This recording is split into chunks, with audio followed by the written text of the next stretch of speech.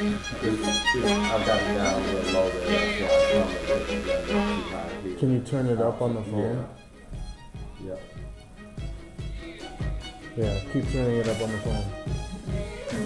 Turn it up all the way on the phone, so I can turn it down. But yeah, it makes it, that's the only bad thing, is that it makes it louder out I can there. turn that down. I can turn it down.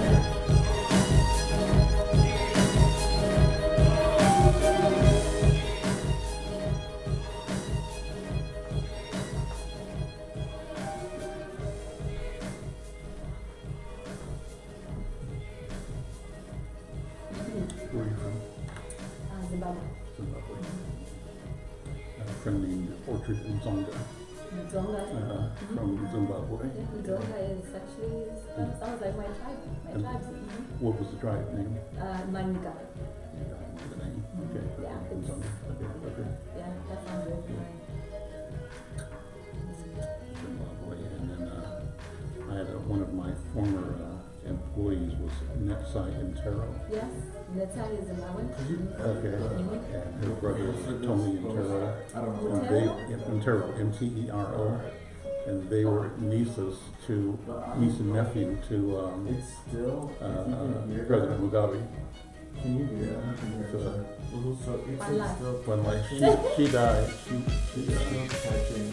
AIDS. That's why I didn't see her.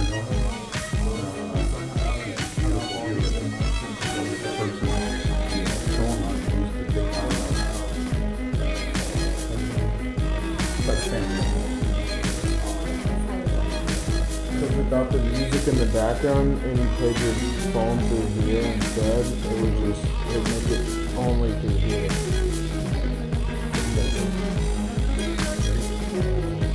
There is everything. You just made your post public because it was on private only.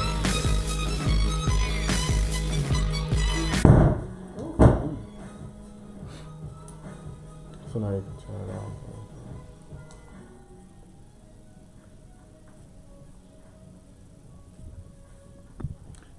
Lean into the microphone or pull down so you're like this far from the microphone, I think.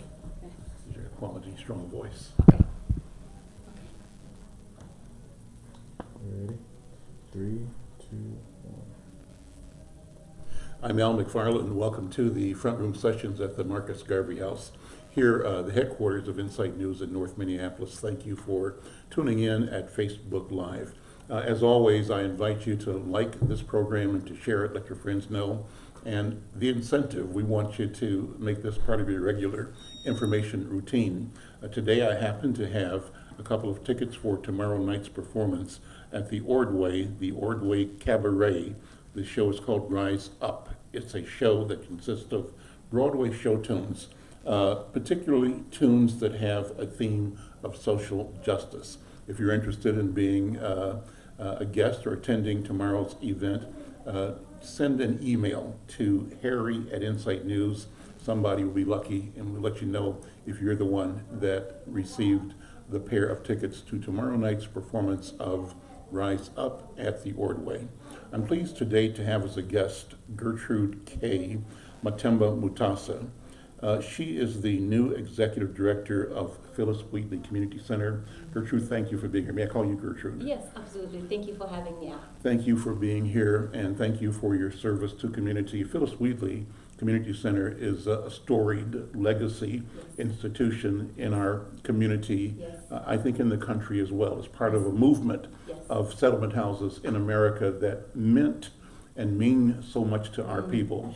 I'm going to ask you to sort of give our audience an idea of the work and the legacy of Phyllis Wheatley Community Center. Absolutely. Thank you, Al, and thank you for the opportunity to share a little bit about this organization that I truly love, Phyllis Wheatley Community Center.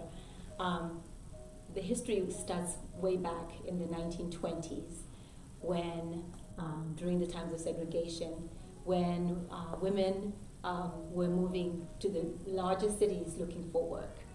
And during that time, black women in particular did not have safe places to stay. And so in response to that need to provide safe housing for black women who were migrating from the South in particular. Phyllis Wheatley Settlement House was established back in 1924. And over the years, there were other needs identified that these women had, such as the students at the University of Minnesota who happened to be black could not stay on campus. Right. And the Wheatley was the place where they had an opportunity to stay, so that was a service that was provided. And then anybody who was really important back in those days, they stayed at the Wheatley because the hotels were segregated. And it goes back even if you watch the movie The Green Book. Yep. The Wheatley House was one of those places that was safe for people of color to stay. So celebrities stayed there. All of the traveling, the greatest of the great, when they came to Minnesota, they couldn't stay downtown. Absolutely. But they were welcomed in our community, and Yes. Phyllis Wheatley was one of the places that could welcome them. It was. And today, we honor that legacy. We are located right here in the heart of North Minneapolis. And we constantly reflect on why we were established to start with. And we were established to meet the needs of the community. And as the needs have continued to evolve, we have continued to evolve. And so today, our work is really in 3 distinct buckets. The first bucket is really taking care of our littlest children. Because we have a child care center on site. This child care center was established in 1929. It is the longest running child care operation in the state of Minnesota. And we are proud to say that our child care center has the highest quality rating from the state of Minnesota, and it is nationally accredited. And my daughter went there. Yes. So it's family. Of Yeah, course, right, personal. yes. Yeah. Yes, wonderful, wonderful high quality child care. And so the second bucket of work that we are providing today is around youth. Right now, it's issues around trauma and truancy, meaning encouraging children to our youth to stay in school. Those are 2 youth programs that we're currently providing. And then the third bucket of work is around family empowerment. Talking to the microphone. Sure. Okay. Oh, yes, the third bucket of work is really family empowerment, which means empowering our adults to make good decisions, to build healthy relationships, and show them the way to economic self-sufficiency. And all of these 3 buckets are really surrounded by a structure of holistic support, meaning whatever you come to Phyllis Wheatley for, we are in a position to connect you with other community resources so we can take care of you as a whole person. So that's where we are today. What are the challenges of organizations like Phyllis Wheatley to be sustainable Sure. and solvent? Sure. I know that in the past dozen years, your organization, like many in the community, have Yes. undergone tremendous pressure. Absolutely. I describe the pressure this way. On the one hand, there's no doubt about the legacy and the history of service and value. On the other hand, there has been, I think, movements to displace, Right. I think unfairly, Yes. the work and the revenue streams associated with providing the work. Absolutely. So what do you think? What are the challenges, and how do we respond to them? Absolutely. So one of the most significant challenges that we face is really financial. I have had the opportunity to work for white-led organizations, and I'm now leading a historically black institution. And for me, it has been the most incredible realization that when I worked for white institutions, it was nothing for someone to write a $200,000 check. And then now I lead a black-led institution. I'm the same person, and the checks are getting significantly smaller, $5,000, $10,000. And so the financial challenges continue to be one of the most significant challenges that we face. And so this is where we need the community to say, this is our place. And for everybody to contribute in whatever way they can, whether it's volunteering, whether it's writing a small check, every little bit helps.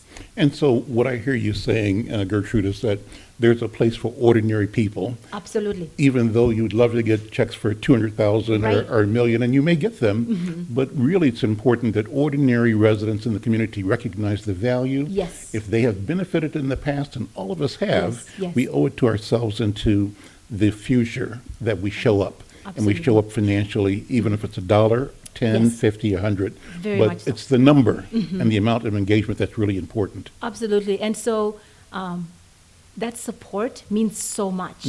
So we have a team of dedicated staff. Many of them have been there 18 years plus.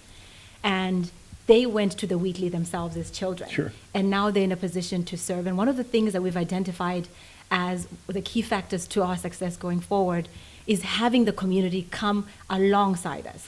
So unlike other organizations that are not within the community, they create programs and then they just deliver.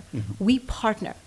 We have to partner with the community because first and foremost, the most important thing is that we're providing programs that are relevant, that are going to really get the community to move to a different place from where they were before, to get individuals to reach their full potential. And we cannot do that in isolation. And so whether it's volunteering, $1 check, $10 check, whatever you can do, if you're a member of the community, we need you and we need you to participate.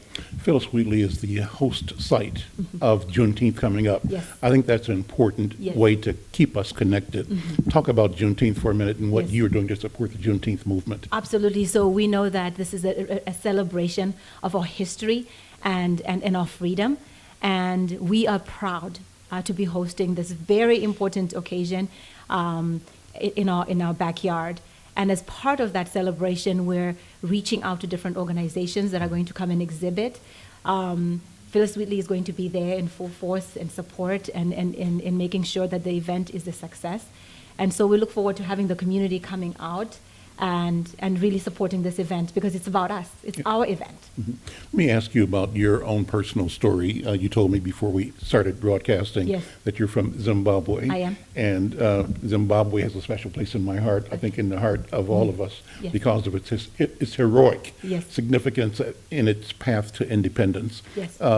I want to know what makes you, Gertrude, Yes. what in your family history, your personal history, has Yes. given you the drive, the vision, Yeah. the passion to pursue the work you're pursuing right now. Absolutely. So growing up, I had a dad. In my culture, we have family totems, which are basically symbols of the family. And I am lucky enough to have my family symbol as the lion. And so my dad used to say, the lion does not eat the head of the fish. It's inferior. Huh. It's an inferior part of the fish. You eat the body, you eat the choice. So that gave me confidence as a child growing up. And so as an immigrant coming to the United States, as I was presented with this opportunity when I was in Zimbabwe, my thinking was the moment that I land, I'm okay. And so in doing this work in the community, one of the key things that we try to impart in our programs is there are opportunities all around you. That opportunity that I saw coming in as an immigrant, I want to be able to, for our community to see that we have all kinds of obstacles. There's so many obstacles around us and so much trauma in our community. However, the opportunities are still there. And so our job and my job at the community center is to say, the opportunities are here. How do we get our people prepared to tap into those opportunities the way everybody else is tapping into those opportunities because they exist? Yeah. How do we remove the obstacles?